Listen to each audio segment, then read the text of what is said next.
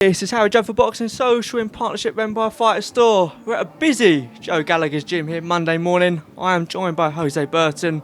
Obviously not caught up during the first couple of weeks of the new year, so enjoy the festive period and back into action, Hosea. Yeah, back into action. I've been back training now since the gym opened again, so ticking over nicely now. Good way to finish the year for you as well. Obviously not spoken since that fight. How do you reflect on the end of last year? Obviously, we all know that the struggles you had in personal reasons, but you know, a good way to finish last year in terms of your career, Hosea. Yeah, well, I had the 2 fights last year. 2 fights that I don't know. I was expecting more of myself, but I thought the first opponent, he was just a little chubby man. He had 28 wins, 28 losses, with 21 of those by knockout. So I thought, he's not a good boxer, but he can punch hard. So I'll just eliminate what he can't do. So I just boxed him, and I won easily. And then I fought Darryl Sharp, who everyone knows is toughest man in boxing. I hit him with some really hard punches, and they just bounced off of him. You seen that big Tommy Fletcher fighting the other day? You seen. He's a big puncher, and he was just bouncing off of him. Darryl Sharp, without shadow of a doubt, is the hardest man in boxing at the moment. He should be middleweight, and he's fighting up at Cruiserweight. So, at the end of the Darryl Sharp fight, I was devastated. I said, that's it, I'm packing in, I've had enough. But then I had a little time to think about it, and I thought, well, I've not lost around as a Cruiserweight yet. I've only had 2 fights as a Cruiserweight, so I'd really like a big fight at Cruiserweight just to test my mettle. I really think I'm capable of doing good there, so I'd just like to have the opportunity now. Yeah, that's it. I mean, obviously the retirement questions and you're questioning your own career. Yeah, how did you come to conclusions that, okay, look, actually let's not retire, let's kick on and see where we go? Where did that discussion in your own mind come? I've doubted myself and questioned myself for a long time. At one time, I was the most feared light heavyweight in Britain. I couldn't get any fight at all. When I lost to Bullioni I wouldn't say it was a freak accident now when I'm thinking about it. You know, it was just a very unlucky fight for me. Very lucky for him, very unlucky for me. And since then, till the Dan Aziz loss, I was the most avoided man in British boxing without taking anybody out of it. Lockdown really killed me for being a light heavyweight, because before that I was always on a constant struggle making weight, and I always was just on top of it. But when lockdown came about, I put on loads of weight. I went to 16 stone, and to get back down to 12.7, it was just no good. That's why I lost to Bolotnik, and that's why I lost to Dan Aziz. Now Dan Aziz has gone on to be a great little fighter. He's bashing people at right, left and centre, but I really don't believe me at my best and him at his best, he could have done me. But that's in the past now. I'm light heavyweight, I feel big and strong, and we'll just see where we go from there. We spoke just off camera just then, and you know, it's being in the gym that makes you happy. It's the routine that makes you happy. When you're out of the gym, you know, like lockdown, that was a big struggle for everyone, but I suppose that was a huge struggle for you because you're not able to do the thing you love in terms of boxing and being in the gym. Routine's a big part of anyone's life. When people's not in a routine, people going to work. When they go to work, they get in a routine, they get good at it. The first couple of days back from a long holiday, it's hard. And my first couple of days not being a boxer was brilliant. And then after a couple of weeks into it, then you're thinking, right, what shall I do now?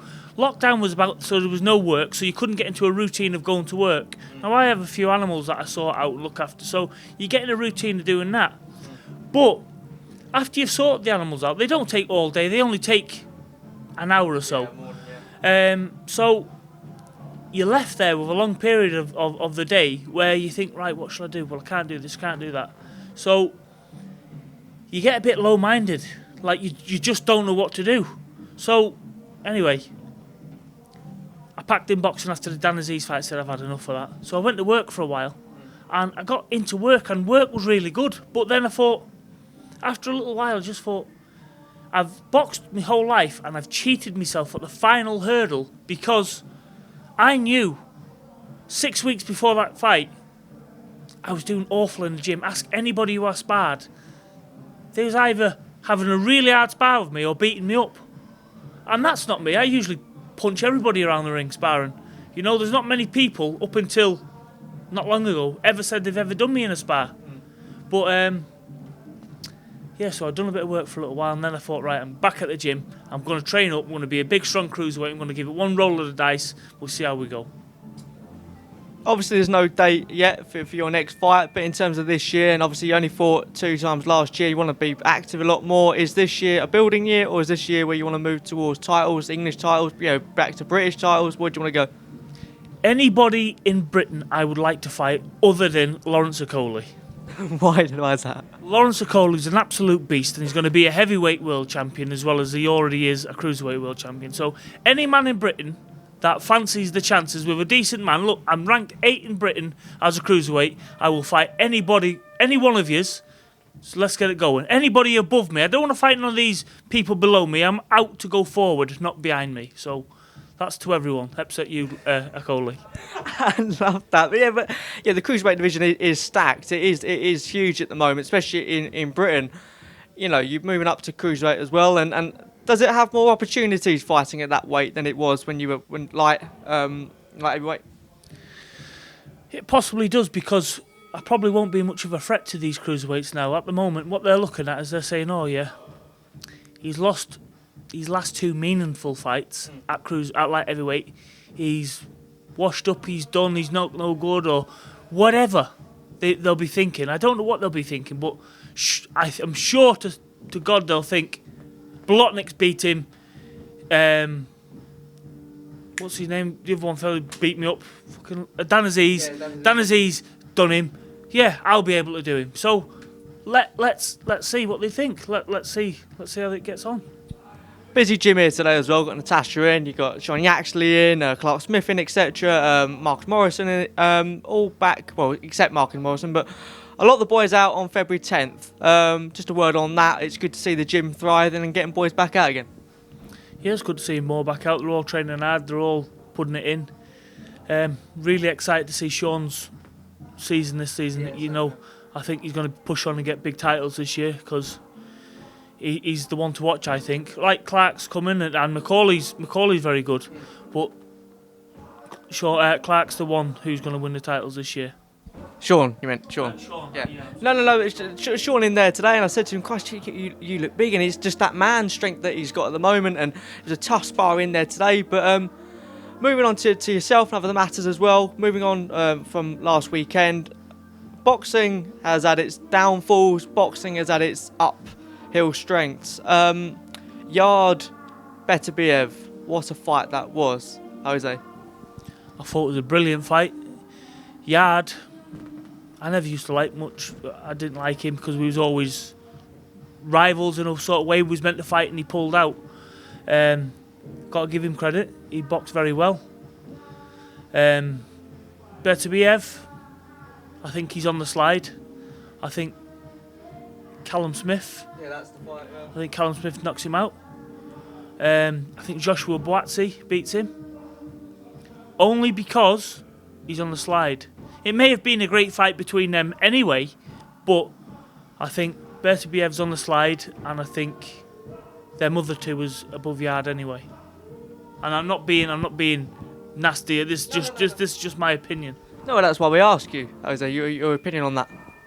Yarde might be a little bit too big for cruiserweight these days. If you've noticed the last couple of fights, he's sort of died out in the later rounds. I know this because I used to struggle soon. Is that a fight that you'd be... if he moves up to cruiserweight and fights you, that's a fight you want? Lovely fight, yeah. It'd be a great fight because we was meant to fight years ago. So, yeah, maybe he should move up. He might have more endurance and he might have more stamina. That's what I found out as I've got more. Like, I've never been chinny, but I've always just, like, a few rounds in, I've went weak. I've exhausted. And it ain't because I'm not fit, because I could run for miles, but it's just that fight endurance. You seem to lose that when you struggle to make weight, and I think Yarde could be victim of being too big for his weight these days.